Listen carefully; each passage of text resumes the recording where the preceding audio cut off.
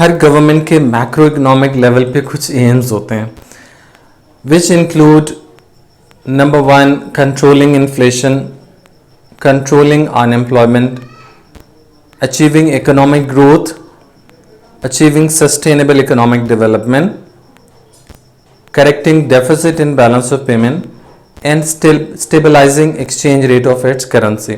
So these are the 6 aims which every government tries to achieve. अब इन aims को achieve करने के लिए government के पास क्या policies है? Government has 2 types of policies. One is demand side policy and the other one is supply side policy. Demand side policy आज हमारा फोकस नहीं रहेगा. डिमांड साइड पॉलिसी को काफ़ी दफ़ा हम डिस्कस कर चुके हैं. Today my focus would be on supply side policy. Supply side policy है क्या, ये कैसे काम करती है और क्या ये हमेशा इफेक्टिव होगी? This is the main topic I would be discussing today. Supply side policy को अगर हम ऑफिशियली डिफाइन करें, so it is the policy of government which is used to manipulate or change aggregate supply in the economy to achieve all of these macro economic aims. अब देखना ये होगा कि कौन सी पॉलिसीज हैं सप्लाई साइड पॉलिसी में जो गवर्नमेंट यूज करके एग्रीगेट सप्लाई को इंक्रीज कर सकती है. और उससे पहले हम ये देखते हैं कि एग्रीगेट सप्लाई इंक्रीज होने का इम्पैक्ट क्या जनरेट होता है. अगर आप देखें इस ग्राफ के हिसाब से तो initial aggregate demand is AD, aggregate supply is AS. So initial equilibrium is taking place at point E where price level is P and real GDP is Y. Increase in aggregate supply shifts aggregate supply curve to the right. It is the basic principle of demand and supply. So new aggregate supply curve will be AS1 and new equilibrium is E1, which shows that channel price level has decreased to P1 and real GDP has increased to Y1. अब इसमें आप देख सकते हैं, clearly देख सकते हैं, increase in GDP. Increase in GDP का मतलब होता है कि economic growth is achieved. Economic growth को अगर हम ऑफिशियली डिफाइन करें तो economic growth is rise in real GDP. So real GDP अगर बढ़ रहा है यहाँ पे, सो इट इज इकोनॉमिक ग्रोथ. और सिमिलरली अगर हम वाई एक्सिस पे देखें तो जनरल प्राइस लेवल हमारे पास P से P1 तक फॉल कर रहे हैं और जब प्राइस फॉल कर रही हो तो इन्फ्लेशन कंट्रोल हो जाती है. सो 2 मेन एम्स हमें यहाँ डायरेक्टली नजर आ रहे हैं जो अचीव हो रहे हैं. लेकिन इसके अलावा अगर हम देखें कनेक्टेड एम्स बहुत सारे और भी अचीव हो जाएंगे. जैसा कि अगर इकोनॉमिक ग्रोथ बढ़ रही है, इकोनॉमिक एक्टिविटी इंक्रीज कर रही है, तो ये जॉब अपॉर्चुनिटीज भी क्रिएट करेगी और जब ज्यादा जॉब अपॉर्चुनिटीज क्रिएट होंगी डेफिनेटली अनएम्प्लॉयमेंट भी कंट्रोल हो जाएगी. अब हमने देखना ये है कि क्या पॉलिसीज हैं जो गवर्नमेंट यूज करती है ताकि एग्रीगेट सप्लाई इंक्रीज हो सके. उनमें से अगर हम सबसे पहले देखें तो हमारे पास एक पॉलिसी है प्रोविजन ऑफ सब्सिडी और removal of indirect taxes. Provision of subsidy is basically the financial grant or help provided by the government to private producers so that they can produce greater volume of output. अब होगा क्या, जब subsidy government provide करेगी या indirect taxes remove कर देगी तो फिर क्या होगा, potential of producers to produce will rise. अब as a result aggregate supply will increase and again price level will be control, real GDP will rise and employment opportunities will rise. इसी तरह से जो हमने एक्स्ट्रा आउटपुट प्रोड्यूस किया होता है definitely after the satisfaction of needs of the local society we can export the extra produced goods to other countries. So indirectly हम देख सकते हैं कि इससे हमारा बैलेंस ऑफ पेमेंट का इशू भी सॉल्व हो सकता है. अगेन अगर हम देखें, अगर हमारी एक्सपोर्ट्स बढ़ रही हैं, एक्सपोर्ट्स बढ़ने से, एक्सपोर्ट्स की डिमांड इंक्रीज होने से हमारी जो करेंसी की वैल्यू है वो भी डेफिनेटली इंक्रीज करती है. तो exchange rate of currency will also improve. So multiple aims can be achieved through this policy. Secondly, education and training is one of the main factors या main policy which is used to achieve all of these aims.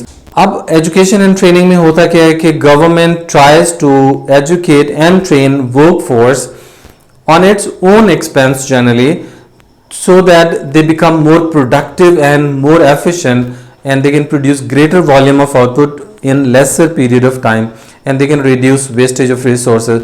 अब again जब government training and education उनको provide करेगी तो again they will be productive and when workers are productive wastage is reduced and greater volume of output is produced, aggregate supply in the society will rise and again it will also help to achieve macroeconomic aims.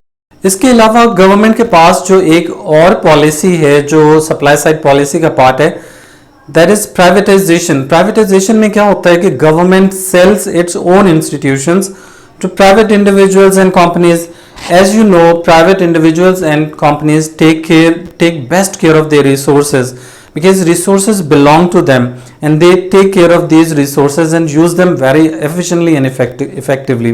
जब private firms अपने resources को efficiently और effectively use करेंगे, definitely it will increase national output of the country and real GDP will rise and economic growth will be achieved. इसी तरह से the next thing government uses is deregulation of monopoly. अब privatisation और deregulation of monopoly, ये दोनों interconnected चीज़ें हैं, इनको हम इंटरकनेक्ट करके भी दोनों को बता सकते हैं. डीरेगुलेशन ऑफ मोनोपोली का क्या मतलब है? मोनोपोली एक ऐसी फर्म होती है जिसने पूरी इंडस्ट्री को डोमिनेट किया होता है. अब ऐसी फर्म जिसने पूरी इंडस्ट्री को डोमिनेट किया हुआ है, उसको अगर गवर्नमेंट डीरेगुलेट कर देती है, डी रजिस्टर कर देती है. डी रजिस्टर करने का मतलब ये है कि government is allowing other firms to enter into the industry. जब when other firms will enter into the industry, then definitely there will be competition in the market, there will be best use of resources and national output will definitely increase and economic growth will be achieved. So this is how deregulation of monopoly and privatization can also help to achieve macroeconomic aims. The last point is capital expenditure. Supply side policy का ये एक आखिरी point है. Capital expenditure होते क्या है?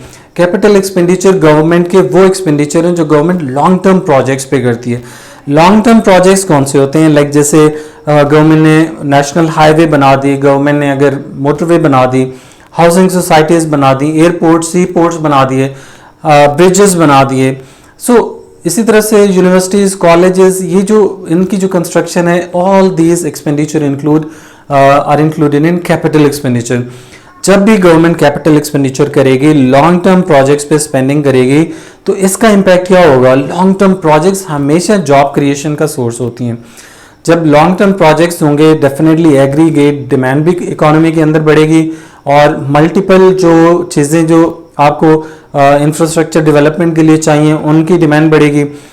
और जब कंस्ट्रक्शन इंडस्ट्री पे गवर्नमेंट काम करेगी, कंस्ट्रक्शन इंडस्ट्री में डेफिनेटली जॉब्स क्रिएट होंगी, एम्प्लॉयमेंट अपॉर्चुनिटीज बढ़ेंगी और ओवरऑल नेशनल आउटपुट इकोनॉमी का इंक्रीज होगा, ओवरऑल रियल जीडीपी बढ़ेगा और प्राइसेस भी कंट्रोल होंगे.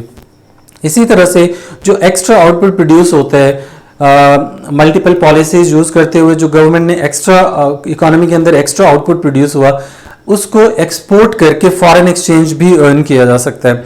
जब हम एक्सपोर्ट करेंगे तो डेफिनेटली उससे एक्सपोर्ट अर्निंग आएगी, आपका current account balance of payment ठीक हो सकता है. इसी तरह से जो आपकी इंडस्ट्री है वो फ्लरिश करेगी, जो एक्सपोर्ट इंडस्ट्री है वो ज़्यादा प्रोड्यूस करेगी, ज़्यादा एक्सपोर्ट करेगी, तो उसको फ्लरिश होने का मौका मिलेगा. इसी तरह से जब इंडस्ट्री फ्लरिश करेगी तो वो जॉब्स क्रिएशन में भी हेल्प करेगी. अगेन जब एक्सपोर्ट्स बढ़ेंगी तो एक्सपोर्ट्स का कनेक्शन हमारा एक्सचेंज रेट के साथ भी डेफिनेटली है, और एक्सचेंज रेट जब एक्सपोर्ट ज़्यादा होते हैं तो एक्सचेंज रेट भी हमारा स्ट्रेंथन होता है. So these are multiple policies which are used by the government to achieve multiple macroeconomic aims. लेकिन अब सवाल ये पैदा होता है कि क्या ये पॉलिसीज हमेशा इफेक्टिव होंगी? क्या ये पॉलिसीज हमेशा इसी फैशन में काम करेंगी? ये this is the question of fact. इसको अब हम देखने जा रहे हैं. अब अगर हम वन बाय वन इन्हीं सेम पॉलिसीज को दोबारा से देखें, जैसे गवर्नमेंट ने अगर सब्सिडी प्रोवाइड की, क्या वो सब्सिडी प्राइवेट सेक्टर एफिशिएंटली और इफेक्टिवली यूज करेगा, नहीं करेगा? That is again a question of fact. बहुत सारे केसेस में ऐसा भी हो सकता है कि प्राइवेट सेक्टर अपने बेनिफिट्स ले ले, अपने एडवांटेजेस ले ले, अपनी प्रॉफिटेबिलिटी को बढ़ा दे, अपनी कॉस्ट को कम कर दे, लेकिन वो उस चीज़ का जो इम्पैक्ट है वो अल्टीमेट कंज्यूमर्स तक अगर शिफ्ट नहीं करता तो भी कोई इकोनॉमी में रियल बेनिफिट नहीं होगा.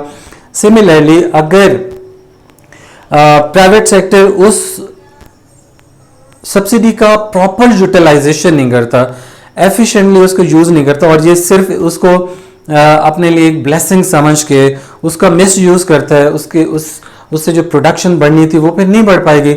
अगर प्रोडक्शन नहीं बढ़ेगी तो ये सारे जो इकोनॉमिक एम्स की हमने बात की, ये अचीव होना पॉसिबल नहीं होगा.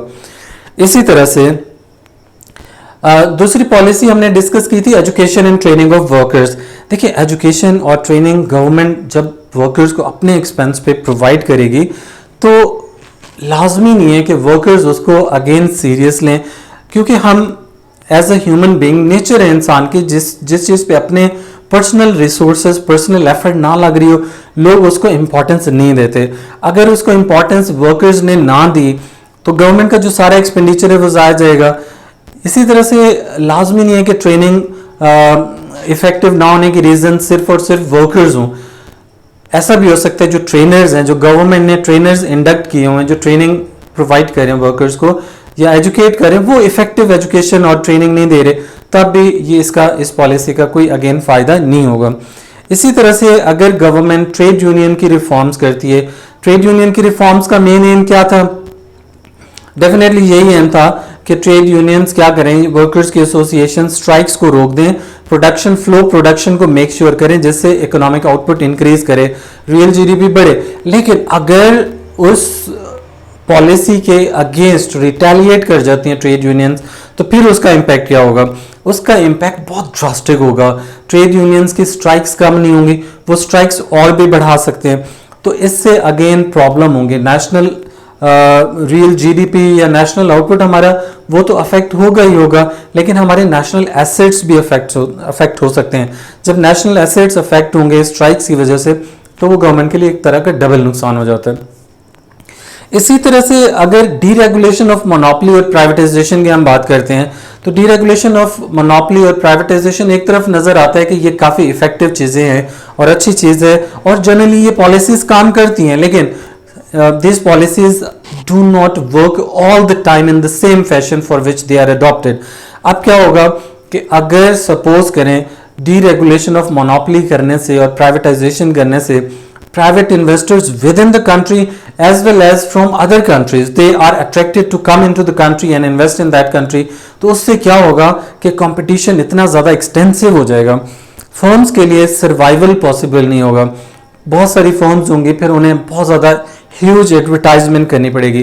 वो रिसोर्सेज जो प्रोडक्शन पे लगाने चाहिए थे, अब वही रिसोर्सेज क्या हो रहे होंगे? वही रिसोर्सेज अगर वो एडवर्टाइजमेंट पे ज़ाया कर रहे हैं, वेस्ट कर रहे हैं, तो उसका रिजल्ट क्या होगा? आपकी इकोनॉमी में कोई इंप्रूवमेंट नहीं आएगी, एम्प्लॉयमेंट जनरेशन नहीं होगी, इकोनॉमिक ग्रोथ अचीव नहीं होगी, बैलेंस ऑफ पेमेंट आपका ठीक नहीं होगा। सो ये प्रॉब्लम्स इसकी वजह से क्रिएट हो सकते हैं। Last but not the least point is capital expenditure by the government. Capital expenditure जैसे मैंने बताया, these are expenditure by the government on long term projects. अब जब गवर्नमेंट लॉन्ग टर्म प्रोजेक्ट्स पे खर्च करती है तो वो सारे हर दफ़ा इफेक्टिव नहीं होते। बहुत सारे पॉलिटिकल लीडर्स होते हैं स्पेशली इन डेवलपिंग कंट्रीज जो अपने पॉलिटिकल गेन के लिए, अपना पॉलिटिकल वोट गेन करने के लिए ऐसे एक्सपेंडिचर करते हैं जिससे उनके हल्के के लोग, उनके इलाके के लोग उनको सपोर्ट करते हैं, फेवर करते हैं इलेक्शन जितवाने में, और वो पार्लियामेंट में तो पहुंच जाते हैं। लेकिन ये किए गए खर्चे, ये एक्सपेंडिचर, कैपिटल एक्सपेंडिचर, ये लॉन्ग टर्म प्रोजेक्ट्स पे लगाए जाने वाले खर्चे, ये डेफिनेटली किसी किस्म की इकोनॉमिक ग्रोथ को नहीं कॉज करेंगे, इकोनॉमी में किसी किस्म की इंप्रूवमेंट को कॉज नहीं करेंगे। सो ये डिफरेंट पॉइंट्स है जिसकी वजह से हम कह सकते हैं कि supply side policies are really very good policies to achieve macro economic aims, और really they are impressive policies by the government which are adopted to achieve macroeconomic aims। लेकिन अनफॉर्चुनेटली इसकी इनफेक्टिवनेस भी यहाँ पे लाई करती है, और इनफेक्टिवनेस की वजह से ये पॉलिसीज़ हो सकता है कि उस फैशन में काम ना करें जिस फैशन के लिए जनरली गवर्नमेंट इनको अडॉप्ट कर रही होती है। अब लास्ट चीज़ जो मैं इसके बारे में आपसे डिस्कस करना चाह रहा हूँ वो ये है कि ये काफ़ी इंपॉर्टेंट टॉपिक है। लॉन्ग क्वेश्चंस में, इवन डाटा रिस्पॉन्स के अंदर, MCQs के अंदर ये क्वेश्चन बहुत पूछा जाता है सप्लाई साइड पॉलिसी के बारे में। तो सप्लाई साइड पॉलिसी का क्वेश्चन अगर डिस्कस से पूछा जाता है, सपोज करें if examiner ask the question discuss whether supply side policies are always effective to control inflation. Suppose करें कोई भी मैक्रो इकोनॉमिक एम का वो नाम लेके कह सकता है, inflation, unemployment, balance of payment, या कोई भी और इकोनॉमिक ग्रोथ वगैरह। अगर कोई भी एम गवर्नमेंट का वो पूछ लेते हैं कि क्या इसके लिए सप्लाई साइड पॉलिसीज हमेशा इफेक्टिव होंगी, तो आप बताएंगे on one side they are effective because they bring economic growth, they create job opportunities, they improve standard of living of the people, they improve balance of payment position and economic growth and stabilize exchange rate of the currency। लेकिन on the other hand आप ये भी बताएंगे these policies are not always effective, इनकी ineffectiveness भी है। यही policy reverse भी हो सकती हैं, जैसे हर एक पॉलिसी का मैंने बताया कि कौन सी पॉलिसी किस तरह से इनइफेक्टिव हो सकती है। सो ये आपको इफेक्टिव डिस्कस क्वेश्चन की 3 रिक्वायरमेंट्स होती हैं, points for, points against and conclusion, या फिर हम उसे इवैल्यूएशन का नाम देते हैं। So see you with next topic in next video soon इंशाल्लाह।